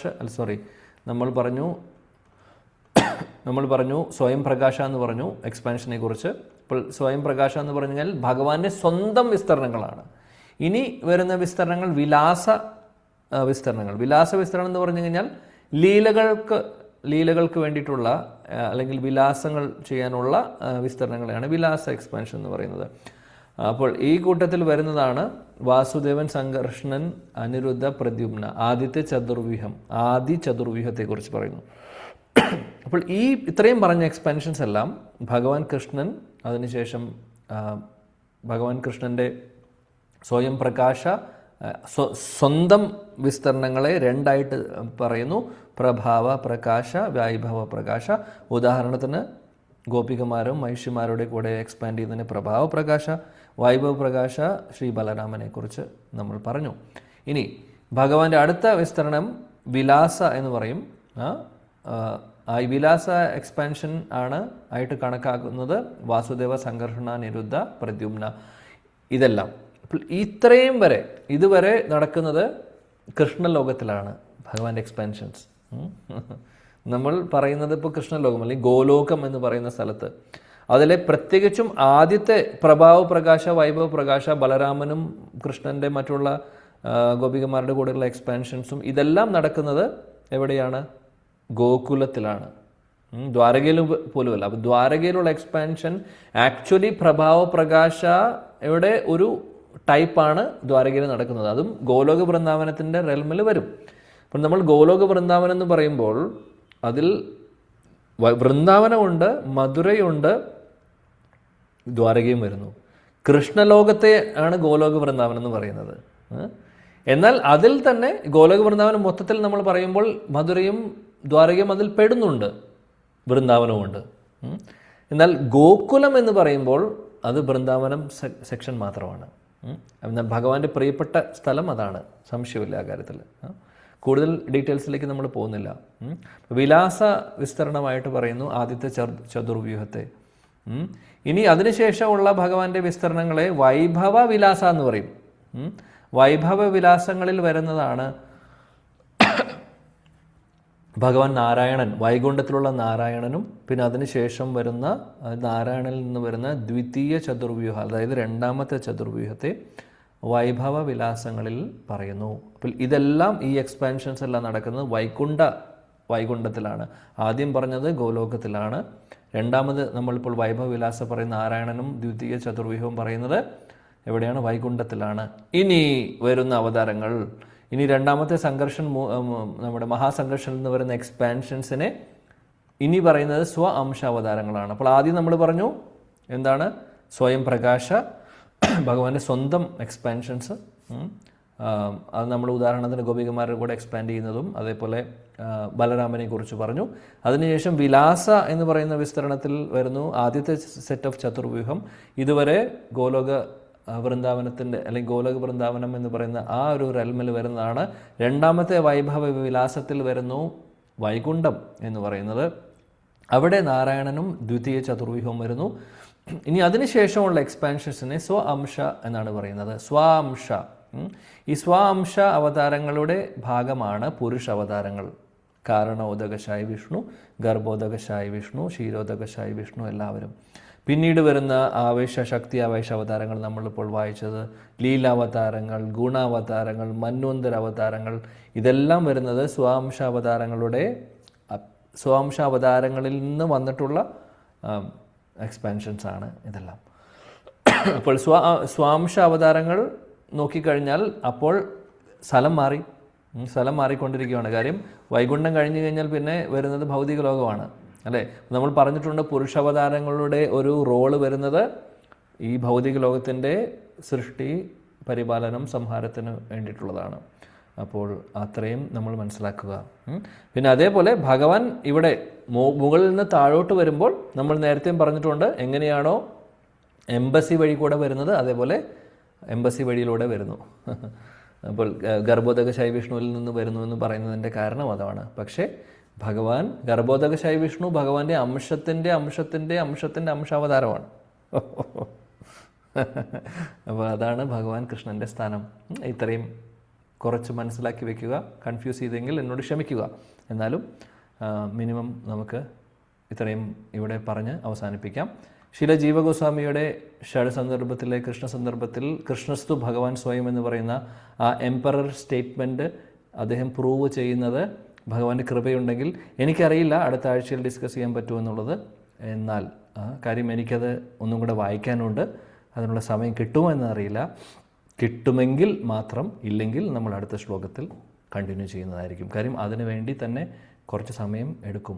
പക്ഷേ മനോഹരമായിട്ടുള്ളൊരു അനാലിസിസാണ് ജീവഗോസ്വാമി ചെയ്യുന്നത്. അതിമനോഹരം. കണ്ണ് നമ്മുടെ തുറക്കും, തലയിലൂടെ പുകയൊക്കെ പോവും. എങ്ങനെയാണ് അദ്ദേഹം അത് കൺക്ലൂഡ് ചെയ്യുന്നതെന്നുള്ളത്. അപ്പോൾ ഇപ്പോൾ സാധിച്ചില്ലെങ്കിൽ എപ്പോഴെങ്കിലും നമുക്ക് നോക്കാം. എന്നാൽ തൽക്കാലം ഇവിടെ ഞാൻ അവസാനിപ്പിക്കുന്നു. ഭഗവാന്റെ കൃപയുണ്ടെങ്കിൽ അടുത്ത ക്ലാസ്സിൽ നമ്മൾ കണ്ടിന്യൂ ചെയ്യുന്നതായിരിക്കും. ഹരേ കൃഷ്ണ കൃഷ്ണ കൃഷ്ണ ഹരേ ഹരേ, ഹരേ രാം രാം രാം ഹരേ ഹരേ. ഗ്രന്ഥരാജ് ശ്രീമദ് ഭാഗവതം की जय, जगद्गुरु शीला प्रभुपाद की जय, समवेद गौर भक्त वृंद की जय, निताय गौर प्रेमानंदे. Thank you. Hare Krishna. Hare Krishna. Thank you Prabhu. എന്തെങ്കിലും സംശയം ഉണ്ടെങ്കിൽ ചോദിച്ചോട്ടെ. ഹരേ കൃഷ്ണ പ്രഭു. പ്രണാമം പ്രഭുജി. എനിക്ക് ചോദിക്കാനുള്ളത്, എൻ്റെ കൂടെ ജോലി ചെയ്യുന്ന ഒരു ലേഡിയോട് ഞാൻ ഈ ഗോപിക്കുറി തിലകം ഇടുന്നത് കൊണ്ടൊക്കെ അവരെൻ്റെ അടുത്ത് ചോദിച്ചിരുന്നു. അപ്പം ഞാൻ ഇസ്കോണില് ഇങ്ങനെ ചേർന്നതും ഇതൊക്കെ പറഞ്ഞു. അപ്പൊ അവര് പറഞ്ഞു, എനിക്ക് ഇസ്കോൺകാരോട് ഒരു എതിർപ്പുള്ളത് എന്താണ്, ഒരു എതിർപ്പുണ്ട് നിങ്ങളോട് എന്ന് പറഞ്ഞു. അപ്പൊ ഞാൻ ചോദിച്ചു എന്താണെന്ന് ചോദിച്ചപ്പോ അവര് പറഞ്ഞ്, അത് ഞാൻ പണ്ട് തൊട്ടേ ഞാൻ പാടിയിട്ടുള്ളത്, ക്ഷേത്രത്തിലൊക്കെ കേട്ടിട്ടുള്ളത്, ഹരേ രാമ രാമ രാമ ഹരേ ഹരേ, ഹരേ കൃഷ്ണ കൃഷ്ണ കൃഷ്ണ ഹരേ ഹരേ. നിങ്ങൾ രാമനെ രണ്ടാമതാക്കിയിട്ട് കൃഷ്ണനെ ആദ്യം പറഞ്ഞില്ലേ, അതെനിക്ക് ഇഷ്ടപ്പെട്ടില്ല, എനിക്കത് എതിർപ്പുണ്ടെന്ന് പറഞ്ഞു. ശരി. അപ്പം ഞാൻ അവരോട് പറഞ്ഞത്, നമ്മുടെ ചൈതന്യ മഹാപ്രഭു ഇങ്ങനെ ഇതിനു വേണ്ടി വന്നിട്ട് നമ്മുടെ പോലുള്ള അധകൃതരായിട്ടുള്ള ആൾക്കാർക്ക് പോലും ഈ മഹാമന്ത്രം നമുക്ക് പറഞ്ഞു കൊടുത്ത് മോചനത്തിനുള്ള വഴിയൊരുക്കിയെന്ന് ബസ് യാത്രക്കിടയിൽ കുറച്ച് പറഞ്ഞു. ഇന്നലെ എനിക്കിത് പ്രഭുവിനോട് ചോദിക്കണമെന്ന് എനിക്ക് ഉണ്ടായിരുന്നു. പക്ഷെ ഇന്ന് പ്രഭു അതിന്റെ ഡീറ്റെയിൽസ് കുറേയും കൂടെ ഉത്തരം പറഞ്ഞു തന്നതിന് ഒരുപാട് താങ്ക്സ് പ്രഭു. ഇപ്പോൾ ഹരേകൃഷ്ണ മഹാമന്ത്രം ചൈതന്യ മഹാപ്രഭു ഫ്ലിപ്പ് ചെയ്തിട്ടില്ല. അതാദ്യം തന്നെ നമ്മൾ മനസ്സിലാക്കണം. ഹരേകൃഷ്ണ മഹാമന്ത്രം, അതായത് മന്ത്രങ്ങൾ, ഇപ്പോൾ ഹരേ രാമ എന്ന് പറയുന്നതും ആക്ച്വലി രാമനെ കൃഷ്ണനെ താഴെയാക്കി എന്ന് പറയുന്നതിൽ അർത്ഥമില്ല. രാമനും കൃഷ്ണനും ഒന്നാണ്. രാമനും ഭഗവാൻ കൃഷ്ണനും രാമനും തമ്മിൽ എന്താ ആ വ്യത്യാസം കാണുന്നതേ തന്നെ ആ അറിവില്ലായ്മ കൊണ്ടാണ്. നമ്മൾ ഒരിക്കലും വ്യത്യാസമായിട്ട് കാണാൻ പാടില്ല. ഭഗവാൻ കൃഷ്ണനും രാമനും തമ്മിൽ എന്താണ് വ്യത്യാസം? തത്വത്തിൽ ഒന്നാണ് രണ്ടുപേരും. ഭാവത്തിൽ വ്യത്യാസമുണ്ട്, മൂഡിൽ വ്യത്യാസമുണ്ട് എന്നുള്ളതേ ഉള്ളൂ. തത്വത്തിൽ രണ്ടും ഒന്ന് തന്നെ, ഒരു വ്യത്യാസവും ഇല്ല. അപ്പോൾ നമ്മൾ അങ്ങനെ കാണുന്നത് തന്നെ, അങ്ങനെ ചിന്തിക്കുന്നത് തന്നെ ഒരു പ്രശ്നമാണ്. പിന്നെ രണ്ടാമത്തെ കാര്യം, ഹരേ രാമ എന്ന് പറയുന്നത് ചില പുരാണങ്ങളിൽ അല്ലെങ്കിൽ ഉപനിഷത്തുകളിൽ അങ്ങനെ പറയുന്നു എന്ന് ശരിയാണ്. എന്നാൽ ഹരേ കൃഷ്ണ എന്ന് അതും പറയുന്നുണ്ട് പല ശാസ്ത്രങ്ങളിലും, രണ്ടും പറയുന്നുണ്ട്. എനിക്ക് അറിഞ്ഞുകൂടായിരുന്നു കേട്ടോ. ഹരേ രാമ ഹരേ കൃഷ്ണ എന്ന് തുടങ്ങുന്നതും ഉണ്ടെന്ന് എനിക്ക് ഉണ്ട്, ഒരുപാട് സ്ഥലങ്ങളിൽ അതും പറയുന്നുണ്ട്. അപ്പോൾ ശാസ്ത്രങ്ങളിൽ രണ്ടും പറയുന്നുണ്ട്. ചൈതന്യ മഹാപ്രഭു നമുക്ക് പറഞ്ഞു തന്നിട്ടുള്ളത് ഹരേ കൃഷ്ണ എന്നുള്ളതാണ് തുടക്കം, അത്രയേ വ്യത്യാസം.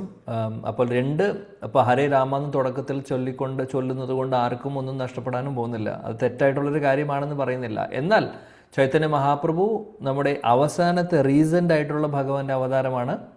അപ്പോൾ മഹാപ്രഭു നമുക്ക് പറഞ്ഞു തന്നിട്ടുള്ളത് നമ്മൾ ഫോളോ ചെയ്യുന്നു, അതാണ് മനസ്സിലാക്കേണ്ടത്. അപ്പോൾ ശാസ്ത്രങ്ങൾ അതിനു മുമ്പ്, മഹാപ്രഭുവിൻ്റെ അവതാരത്തിന് മുമ്പും പുരാണങ്ങളും ഉണ്ടായിരുന്നു. വ്യാസദേവൻ അവിടെ പറയുന്നുണ്ട്. അപ്പോൾ ഹരേ രാമ എന്ന് തുടക്കത്തിൽ എഴുതിയിട്ടുണ്ടെങ്കിൽ കൺഫ്യൂഷൻ്റെ ആവശ്യമില്ല. ഇപ്പോൾ ഒരു കാര്യം ശാസ്ത്രത്തിൽ പറഞ്ഞു, അതെങ്ങനെ ചെയ്യണം എന്നുള്ളത് ഇംപ്ലിമെൻ്റ് ചെയ്യാൻ സമയത്ത് ഭഗവാൻ നേരിട്ട് വന്ന് പറയുവാണ് നിങ്ങളിങ്ങനെ ചെയ്താൽ മതി എന്ന് പറഞ്ഞു കഴിഞ്ഞാൽ, മറ്റേത് തെറ്റാണെന്ന് പറഞ്ഞിട്ടില്ല അദ്ദേഹം. എന്നാൽ ഇതാണ് ഞാൻ ചെയ്യുന്നത്, ഇതാണ് നിങ്ങൾ ചെയ്താൽ മതി, ഫോളോ ദിസ് എന്ന് പറഞ്ഞു കഴിഞ്ഞാൽ അതിന് പിന്നെ തർക്കമില്ല. അദ്ദേഹം പറഞ്ഞാൽ നമ്മൾ ചെയ്യുന്നു.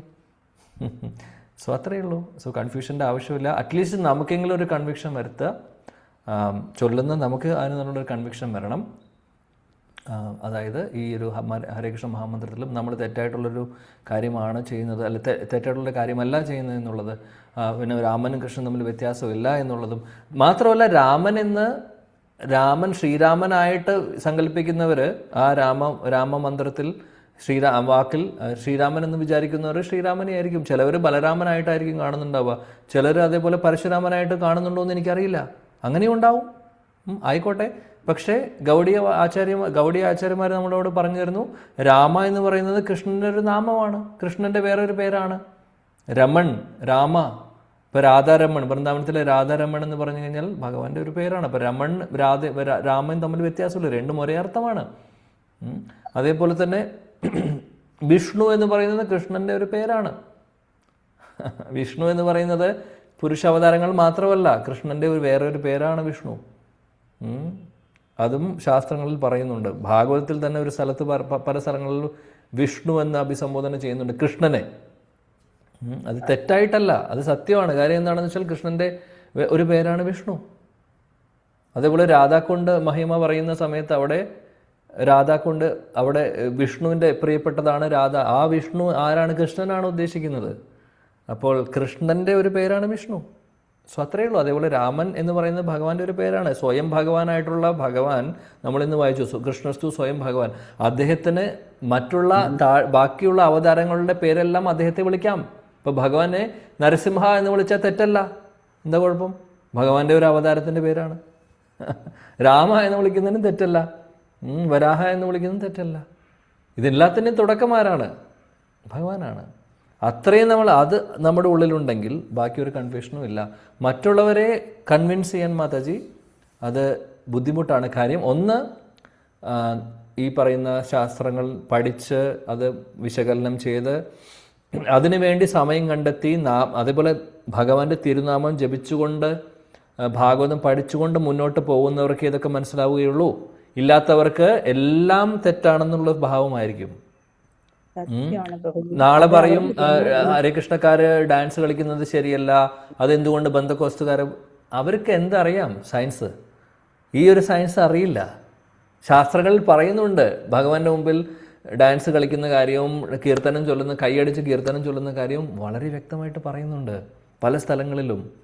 അപ്പോൾ അങ്ങനെയുള്ള ഇതൊന്നും പ്രാക്ടീസ് ചെയ്യാത്ത ഒരാളെ കൺവിൻസ് ചെയ്യാൻ എളുപ്പമല്ല. അവർക്ക് 100 റീസൺ ഉണ്ടാവും ഇങ്ങോട്ട് പറയാൻ, തെറ്റാണെന്ന് പറയാൻ വേണ്ടി. സോ നമ്മൾ എന്താ ചെയ്യേണ്ടത്? പറയാൻ പറ്റുന്നത് പറഞ്ഞ് മനസ്സിലാക്കിപ്പിക്കുക. അതിനപ്പുറത്തേക്ക് കൂടുതൽ എക്സ്പ്ലെയിൻ ചെയ്യാൻ നിൽക്കണ്ട. 10 നാമാപരത്തിൽ എന്താണ് പറയുന്നത്? അവിശ്വാസികൾക്ക് നാമം പറഞ്ഞു കൊടുക്കണ്ട എന്നുള്ളത് ശരിയാണോ? എന്തിനാണ് നമ്മൾ ചെയ്യുന്നത്?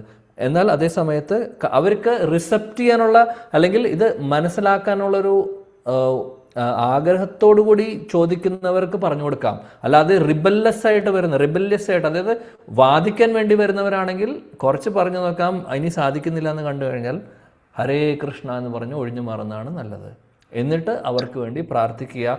അവർക്ക് ഭഗവാന്റെ നാമം ജപിക്കാനുള്ള ഒരു ഭാഗ്യം ഒരു ദിവസം കിട്ടട്ടെ. നാമം ജപിച്ച് തുടങ്ങുമ്പോൾ ഇതെല്ലാം പതുക്കെ പതുക്കെ മനസ്സിലായി തുടങ്ങും.